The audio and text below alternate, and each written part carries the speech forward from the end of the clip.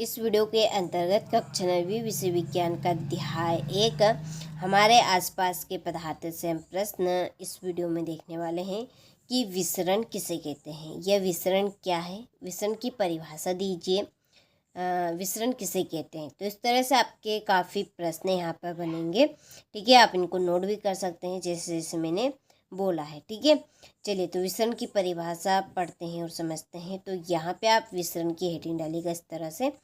चलिए इसके अंदर आप किस तरह से लिखेंगे, क्या बनेगी इसकी परिभाषा। तो दो विभिन्न पदार्थों के कणों का स्वतः मिलना ही विसरण कहलाता है। ठीक है, क्या है विसरण?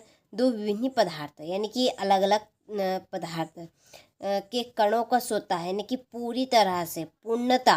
ठीक है, पूर्णता भी आप बोल सकते हैं यहाँ पर, पूर्णता मिलना, पूर्णता भी आप लिख सकते हैं। तो पूरी तरह से, पूर्णता का मतलब क्या होगा? पूरी तरह से मिलना ही विसरण कहलाता है। ठीक है, जैसे कि पानी और शक्कर का मिलना। ठीक है, अब पानी अलग है और शक्कर अलग है, तो पानी के जो कण है वो अलग रहेंगे और शक्कर के कण अलग रहेंगे। जैसे ही हम पानी में शक्कर को मिलाएंगे तो वो पूरी तरह से उसमें घुल जाएगी। ठीक है, तो हम फिर बाद में पता ही नहीं लगा सकते हैं कि इसमें से शक्कर कौन सी है और पानी कौन सा है। ठीक है, तो यही क्या है वास्तव में विसरण है। ठीक है, कि दो विभिन्न पदार्थों के कणों का स्वतः मिलना ही विसरण कहलाता है। जैसे कि चाय पत्ती ले लीजिए।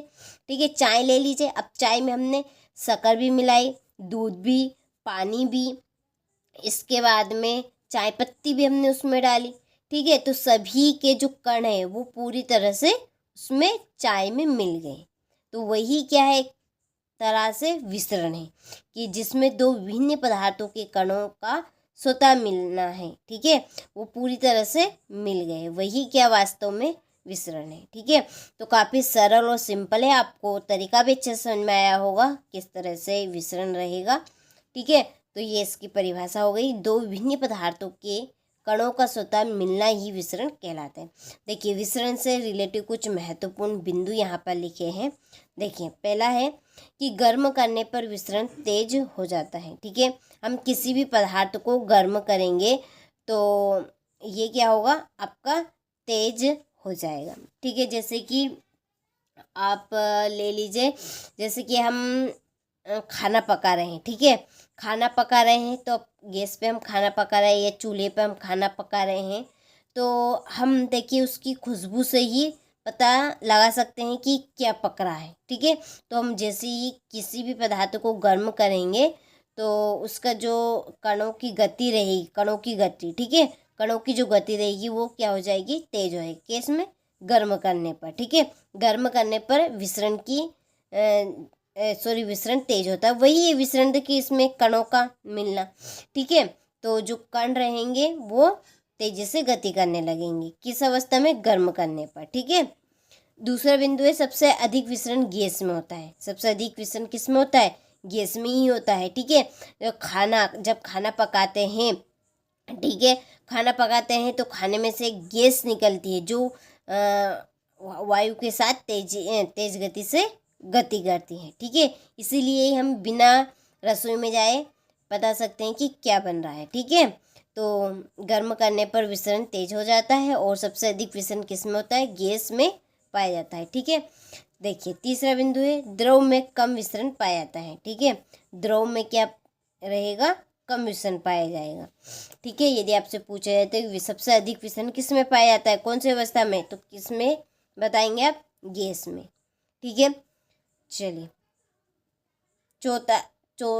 चौथा है ठोस पदार्थों में विसरण नगण्य पाया जाता है। ठीक है, नगण्य का मतलब है ना के बराबर। ठीक है, अर्थात कहे ना के बराबर।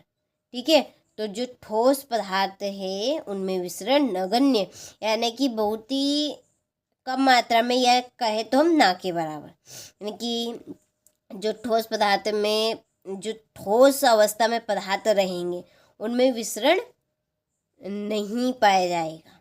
ठीक है, वो किसके बराबर रहेंगे, ना के बराबर। सबसे अधिक किस में पाया जाएगा, गैस में, और कम किस में रहेगा, द्रव में, और ठोस में ना के बराबर रहेगा। ठीक है, चलिए तो ये आपको महत्वपूर्ण बिंदु भी समझ में आए होंगे। देखिए ये जो महत्वपूर्ण बिंदु है काफ़ी महत्वपूर्ण है। क्यों? क्योंकि ये आपसे ऑब्जेक्टिव में पूछे जा सकते हैं, इसलिए यहाँ पर जो महत्वपूर्ण बिंदु थे वह मैंने आपको बता दिए। ठीक है, इनसे आपके 1-2 नंबर आराम से पक्के रहेंगे। ठीक है, तो यहाँ से आप स्क्रीनशॉट ले लीजिए और अच्छे से इसी तरह से अपनी नोटबुक में नोट कीजिएगा। ठीक है, चलिए तो अब मिलते हैं आपसे अगले वीडियो में।